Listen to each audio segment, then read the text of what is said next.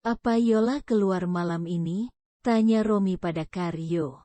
Kini, mereka berdua sudah ada di dalam mobil menuju perusahaan. Tidak, Tuan.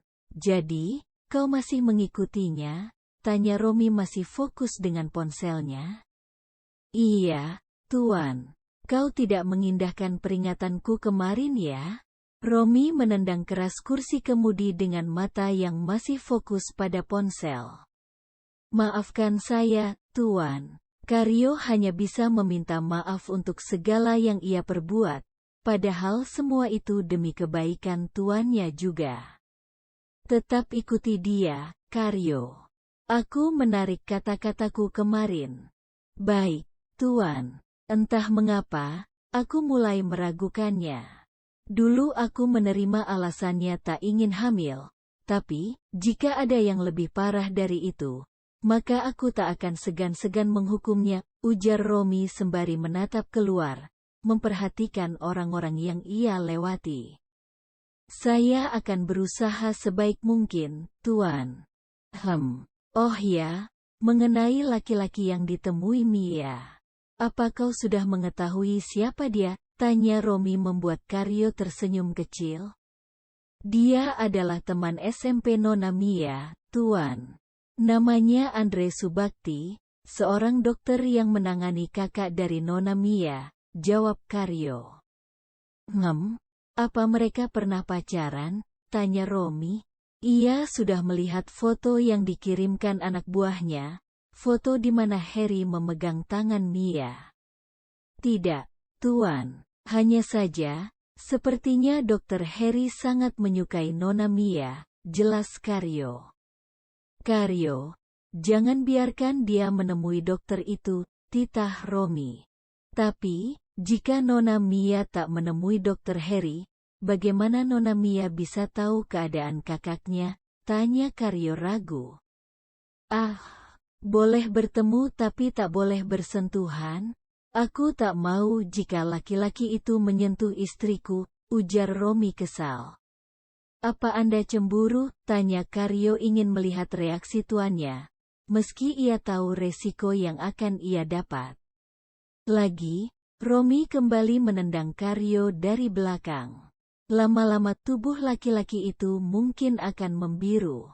Aku tidak cemburu. Aku hanya tak ingin dia berbuat aneh-aneh di belakangku.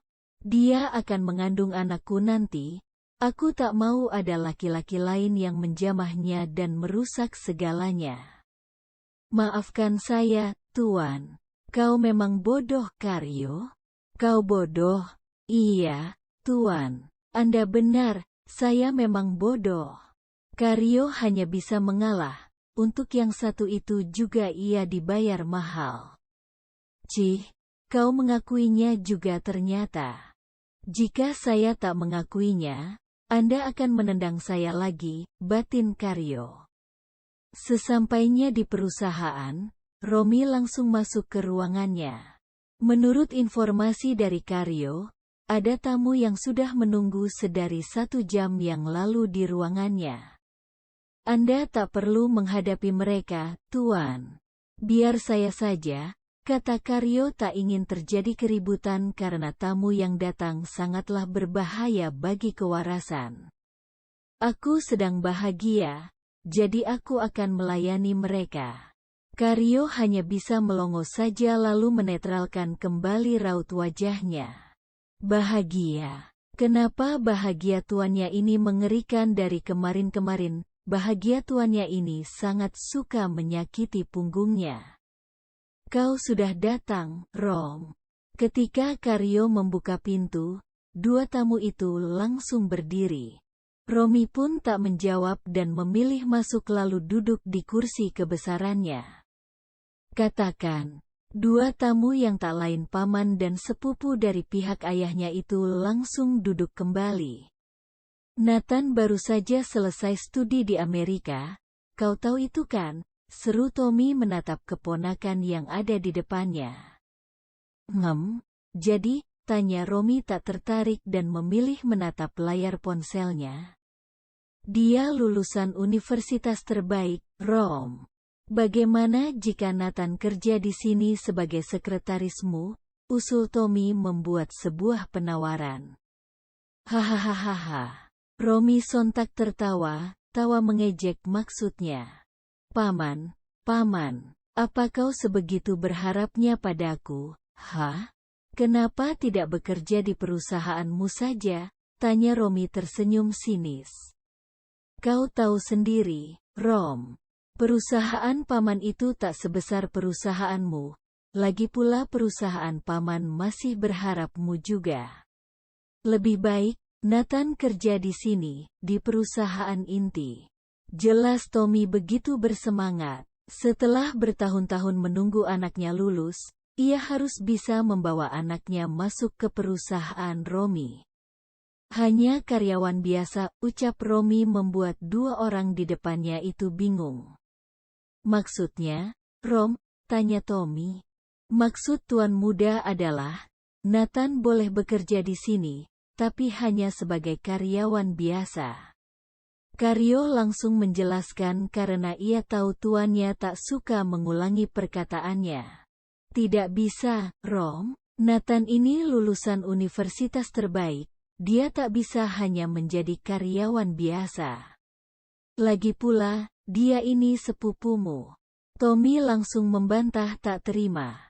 Gaji karyawan biasa di sini bahkan lebih besar dari gaji manajer di perusahaan kecilmu, Paman, kata Romy tersenyum sinis. Bukan masalah gaji yang diinginkan Tommy, melainkan jabatan yang tinggi. Kalau anakmu itu tak mau, ya sudah. Aku tak peduli. Setelah mengatakan itu, Romy pun langsung berdiri. Kau tak bisa semena-mena seperti ini, Romy. Aku ini pamanmu bahkan masih berhak atas perusahaan ini. Jangan pernah meremehkan aku apalagi anakku, teriak Tommy sudah mulai mengeluarkan wajah aslinya. Maka dari itu, jangan pernah meremehkan aku juga, Paman. Aku ini adalah pewaris dari keluarga Sunario. Perusahaan ini bahkan aku sendiri yang mengembangkannya setelah dediku tiada. Kalian semua para sampah keluarga, hanya bisa mengakuinya tanpa pernah memberikan sedikit dedikasi kalian pada perusahaan, tegas Romy menatap tajam pamannya itu. Aku ada rapat penting, kalau kalian mau pulang, kalian tahu kan jalan keluarnya. Oh ya? Penawaranku akan ditutup setelah 24 jam. Lanjut Romy lalu pergi meninggalkan dua laki-laki yang tengah kesal di ruangannya itu. Dasar bajingan, umpat Tommy pelan. Kenapa kau hanya diam saja? Hah? Pada putranya yang sedari tadi hanya diam. Aku takut dengan Kak Romy, ayah. Cih, kau memang tak bisa diandalkan. Ayo pulang. Di ruang meeting, para rekan kerja pun sudah duduk di posisinya. Mereka akan memberikan beberapa presentasi untuk bisa bekerja sama dengan perusahaan Sunario. Saat rapat akan dimulai, Romy menerima sebuah pesan dari anak buahnya. Laki-laki itu pun langsung membuka pesan itu dan melihat beberapa foto yang dikirimkan anak buahnya. Foto Mia yang tengah berbincang dengan Dr. Harry di rumah sakit. Terlihat wanita itu tertawa lepas saat berbincang dengan Dr. Harry. Karyo yang melihat itu hanya menghela nafas berat. Ia sudah mengatakan pada anak buah yang mengawasi Mia agar mengirimkan foto atau apapun itu padanya terlebih dahulu. Sekarang, tuannya terlihat marah. Itu dapat Karyo lihat dari ponsel yang digenggam sekuat tenaga oleh tuannya hingga membentuk urat-urat tangan. Padahal ini adalah meeting penting. Karyo harap tuannya tak mengacaukannya lagi. Romy pun mengkode agar Karyo mendekatkan wajahnya.